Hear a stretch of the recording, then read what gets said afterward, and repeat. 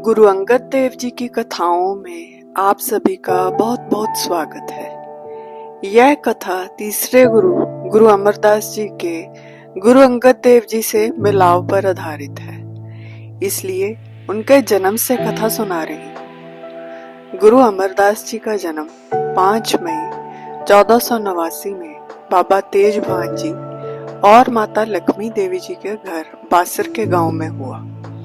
इनके 3 और छोटे भाई थे। यह बचपन से धार्मिक और दयालु स्वभाव के थे। इनकी संसार से विरक्ति थी, इसलिए इनके तीनों छोटे भाइयों का विवाह इनसे पहले हो गया। फिर इनके पिता बाबा तेज भान जी ने इनको गृहस्थ आश्रम का महत्व समझाया, तब कहीं जाकर यह विवाह को माने। इनका विवाह 28 साल की उम्र में बीबी मनसा देवी के साथ हुआ। इनके 2 पुत्र और 2 पुत्रियां हुई। बेटों का नाम मोहन जी और मोहरी जी था तथा बेटियों का नाम बीबी दानी जी और बीबी पानी जी था। 50 साल की उम्र में इन्होंने निश्चय किया कि घर के कामकाज तो बहुत संभाल लिए, अब परमार्थ के लिए यत्न करने चाहिए। तो इन्होंने हर 6 महीने में वैसाखी और कार्तिक की पूर्णिमा को हरिद्वार जाना शुरू कर दिया। बिना किसी इच्छा के वहां तप करते और वापस आ जाते। एक बार हरिद्वार अपने पिताजी की अस्थियों का प्रभाव कर वापस आ रहे थे, तो रास्ते में एक हरि नाम का व्यक्ति मिला जो गुरु नानक देव जी की वाणी गा रहा था। अमरदास जी का मन इस वाणी से बहुत प्रभावित हुआ। उन्होंने सोचा कि घर एक बार जाकर फिर इस संत के दर्शन करेंगे जिसने ये वाणी उच्चारी है, परंतु किसी कारणवश वह जा ना सके। जब 20वीं बार गंगा स्नान करके वापस आ रहे थे, तो रास्ते में एक दुर्गा नाम का पंडित मिला। उन्होंने अमरदास जी के पैरों में पद्म का चिन्ह देखा तो भविष्यवाणी की कि आप चक्रवर्ती राजा या पृथ्वी को सहारा देने वाले बनोगे।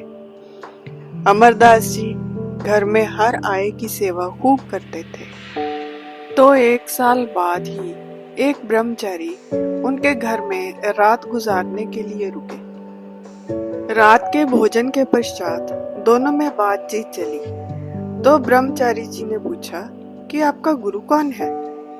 अमरदास जी ने सहज ही उत्तर दिया, मैं तो अभी एक गुरु खोज रहा हूँ। इतना सुनते ही ब्रह्मचारी ऊंची ऊंची बोलने लगे, रे मूर्ख मन, यह तुमने किसका संग किया? एक निगोरे का? अब जन्म गया तेरा। इतना कहते उसी समय उठकर वह चला गया। अमरदास जी ने बहुत बुलाया पर वह वापस न आया। इस बात का उनके मन पर बहुत गहरा असर हुआ। अब उन्हें रात में नींद नहीं आती थी और काम में भी दिल नहीं लगता था। उनके छोटे भाई मानक चंद के बेटे भाई जस्सू जी से गुरु अंगद देव जी की बेटी बीबी अमरो का विवाह हुआ था। बीबी अमरो रोज काम करते वाणी गाती रहती, जिसकी आवाजें अमरदास जी अपने घर में भी सुनते। कई बार अमरदास जी अपने भाई के घर की दीवारों से कान लगाकर आवाज सुनते। एक दिन आवाज ना आई तो उन्होंने अपनी भाभी भागो जी से इसका कारण पूछा, तो उन्होंने बताया कि वाणी गाने वाली बीबी अमरो जी अपने मायके गई हैं। आपको यह वाणी इतनी ही अच्छी लगती है तो आप खडूर साहिब चले जाओ, वहां सुन भी लेना और सीख भी लेना। तो अमरदास जी ने विनती की कि जब भी बीबी अमरो जी वापस आए तो उनसे कहना मुझ पर एहसान करके वह मुझे खडूर साहिब ले जाए। कुछ दिनों बाद बीबी अमरो जी वापस आई तो फिर से वाणी की आवाज आने लगी। इस बार वह शब्द गा रही थी, करणी कागद मन मसवाणी, बुरा भला दुई लेख पे। अमृत वेला था। अमरदास जी आवाज सुन एकदम उठे और ध्यान से सुनने लगे। उस शब्द का अर्थ था, रे मन, तू तो संसार में प्रभु को याद करने आया था, अब उसे ही बुला बैठा है।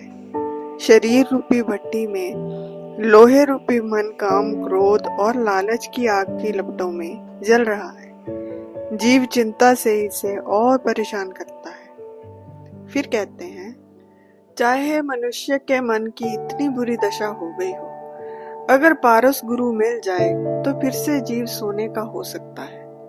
गुरु एक नाम का अमृत देता है जिसे देह फिर से खड़ी हो जाती है। नाम में इतनी ताकत है। अमरदास जी जहाँ से छुपकर सुन रहे थे वहीं से बोले, बेटी मैं मरा हुआ था, इस अमृतवाणी से जी उठा हूँ। अब मुझे भी वहीं ले चलो जहाँ से यह वाणी आई। तो बीबी अमरो जी अपनी सास की आज्ञा से अमरदास जी को खडूर साहिब ले आई। गुरु अंगद देव जी स्वयं चलकर उन्हें लेने आए। अमरदास जी गुरु जी के संबंधी थे और वर पक्ष से थे। फिर भी उन्होंने गुरु जी के चरणों पर शीश झुकाते हुए कहा, मुझे अपना दास ही जानो। और इस तरह दूसरे और तीसरे गुरु का मिलाप हुआ। फिर बीबी अमरो जी उन्हें वहीं छोड़ वापस चली गई। आज के लिए इतना ही। फिर मिलेंगे एक नई वीडियो के साथ। तब तक के लिए विदा। आपको ये वीडियो कैसी लगी कमेंट सेक्शन में जरूर बताइएगा। लाइक, सब्सक्राइब और शेयर करना ना भूलें। अनजाने में हुए किसी भी भूल के लिए हृदय से क्षमा। और मेरी इस वीडियो को अपना अमूल्य समय देने के लिए आप सभी का बहुत बहुत धन्यवाद।